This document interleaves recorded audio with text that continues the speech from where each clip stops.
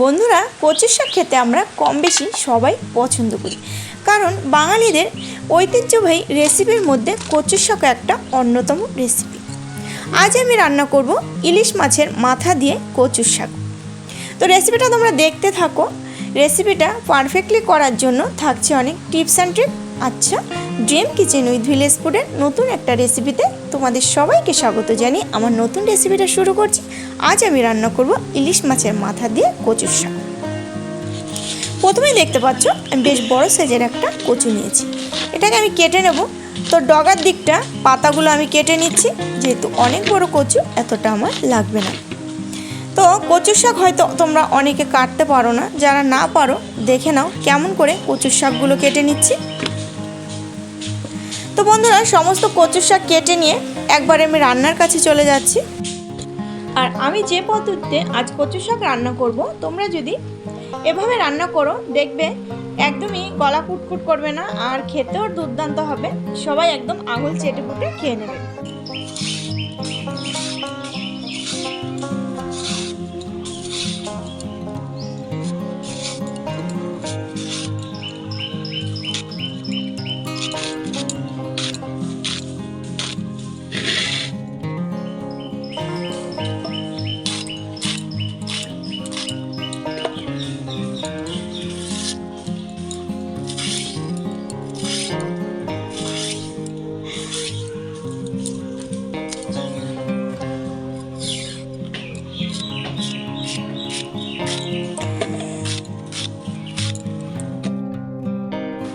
আচ্ছা, সমস্ত কচু শাক কেটে নিয়ে খুব ভালোভাবে ধুয়ে নিয়েছি।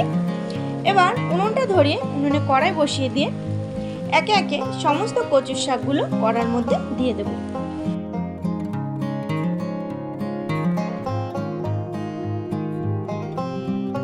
সমস্ত কচু শাক দিয়ে দেখো দিয়ে দেব লবণ, যাতে কচু শাকটা খুব তাড়াতাড়ি সেদ্ধ হয়ে যায়।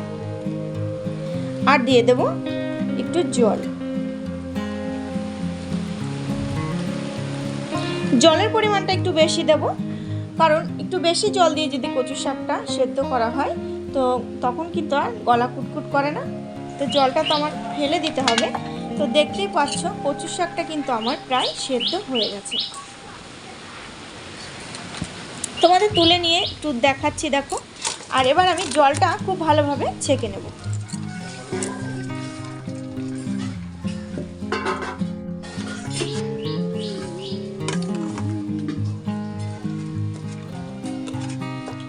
জলটা খুব ভালোভাবে ছেঁকে নিয়েছি। এবার কচু শাকটা রান্না করব।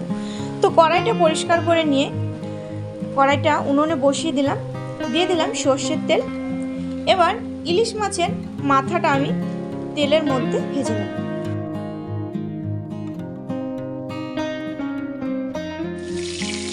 ইলিশ মাছের মাথাটা ভাজা হয়ে গেছে, তুলে নিচ্ছি। ওই একই তেলের মধ্যে দিয়ে দিচ্ছি দেখো কয়েকটা কালো জিরে। কালো জিরেটা একটু ভাজা ভাজা হলে দিয়ে দিলাম চেরা কাঁচা লঙ্কা।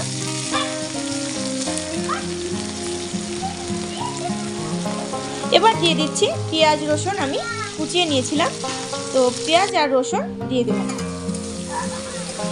এবার পেঁয়াজ রসুনটাকে একটু ভাজা ভাজা করে নেব কাঁচা লঙ্কার সাথে।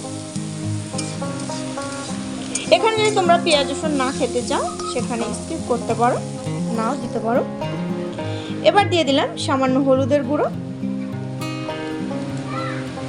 কচু শাকের জন্য বন্ধুরা খুব বেশি মশলা কিন্তু একেবারেই লাগে না, আর যেহেতু ইলিশ মাছের মাথা দিয়ে করব সেখানে কিন্তু আরও মশলাপাতি কম লাগবে। তো পেঁয়াজ রসুনটা ভাজা ভাজা করে নিয়ে এবার সমস্ত কচু শাকটা আমি দিয়ে দিলাম। এবার খুব ভালোভাবে মিশিয়ে নেব। তবে এখানে তোমাদের একটা টিপস অবশ্যই ফলো করতে হবে, কচু শাকটা রান্না করতে কিন্তু একটু সময় বেশি লাগে, যেন কচু শাকের সঙ্গে কোনোভাবেই জল না থাকে, তাহলে কিন্তু গলা কুটকুট করতে পারে, সেটা খেয়াল রাখবে। তো এবার দিয়ে দিচ্ছি স্বাদ মতো লবণ। তাই মিডিয়াম আঁচে একটু সময় নিয়ে জলটাকে একদম শুকনো শুকনো করে নিতে হবে। তো দেখতেই পাচ্ছ সমস্ত কচু শাক একদম গলে গিয়ে শুকনো শুকনো হয়ে গেছে, আর আমার রেসিপিটা প্রায় হয়ে গেছে। তো এই সময় আমি দিয়ে দিলাম ইলিশ মাছের মাথাটা দেওয়ার পরে একটু ভেঙে ভেঙে কচু শাকের সঙ্গে মিশিয়ে নেব।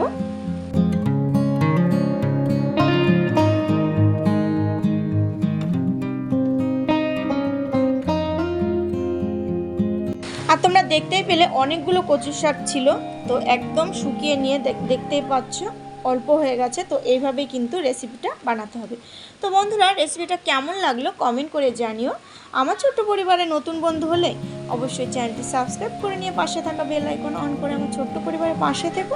আর অলরেডি যারা আমার চ্যানেলটি সাবস্ক্রাইব করে নিয়েছো তোমাদের অসংখ্য ধন্যবাদ। অবশ্যই বন্ধুদের মধ্যে শেয়ার করো। তো কচু শাকটা আমার হয়ে গেছে, এবার নামিয়ে নিলাম। তো নতুন একটা রেসিপিতে নতুন একটা দিনে বন্ধুরা দেখা হচ্ছে। বাই।